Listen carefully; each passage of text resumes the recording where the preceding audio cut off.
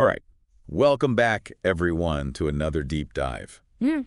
This time around, we're tackling something that I think a lot of us struggle with.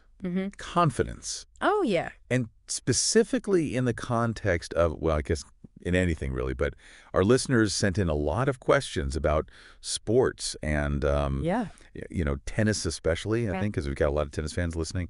But yeah, like how do these athletes maintain their confidence even when they're not, on those big winning streaks? It's a really good question. I think it applies to all of us too, like outside of sports. But yeah, we've got some great material for today's deep dive. Yeah. There's an article called Emma on Confidence, Oh, cool. focusing on Emma Raducanu and her journey during this past season on the WTA tour. And it really gets into how she's able to stay confident even when, she's had kind of an up and down year, right? Yep. Some injuries, some tough losses. It's not always easy to keep your head up when things aren't going your way. Right. So yeah, it's a good look at how she handles the pressure and what she does to stay mentally strong. So, I mean, the obvious thing would be to think, well, you win and then you feel confident, right? But this article is saying there's a lot more to it than that. Totally. I mean, winning definitely helps, right? But it's like the chicken or the egg thing, Right, Like, right. does success make you confident or does confidence actually lead to success? And the article's arguing that just relying on winning to feel good about yourself, it's kind of a trap. Yeah, I can see that. Like if you're only confident when you're racking up the W's, that's going to be a pretty bumpy ride, Yeah. I mean, one loss and suddenly you're questioning everything. Exactly. It's like you're on this emotional roller coaster, right? Going up and down with every win and loss.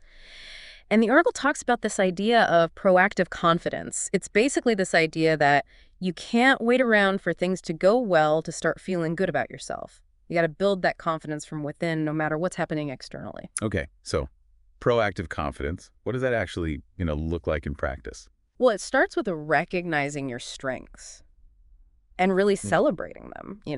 Like no matter how small they might seem. So it's kind of like giving yourself credit where credit's due, even if the results maybe aren't there yet. Yeah, absolutely. It's about focusing on what you do well. And like I said, those small wins, maybe you had a killer practice session. Right. Or you fought super hard in a match, even though you ended up losing. Yeah. Those are still victories in their own right, Yeah, for sure. And this is where Emma Raducanu's story, I think, becomes really inspiring. I mean, she had a rough season this year, right? Yeah, definitely some ups and downs, dealing with injuries, Yeah. not always playing her best tennis. But there's this quote from her in the article where she says, "I'm still among the top 60 players in the world. I know I'm a dangerous player." And I think that really captures this proactive confidence thing. That's awesome. It's like she's choosing to focus on her strengths, on the things she knows she's good at, and not letting the ranking or the results be the only measure of her worth as a player. Exactly. It's about separating your sense of self from, that win-loss column. So what's the article say about, how do you actually start building this proactive confidence? It actually gives a pretty concrete tip. It says, literally sit down and make a list of your strengths as a player or in whatever you're doing. And then before a match or competition or presentation or whatever, review that list. Remind yourself of what you bring to the table, what you're capable of. That's a cool idea. Yeah. But what about focusing on, getting better at the things you aren't so good at? Is there a risk that, I don't know, just focusing on your strengths that you kind of get complacent? I mean, it's a good question. You definitely don't want to ignore areas where you can improve. But I think the point is a lot of us, and especially athletes, get stuck in this negative feedback loop, We're always dwelling on what we're not good at, what we need to work on.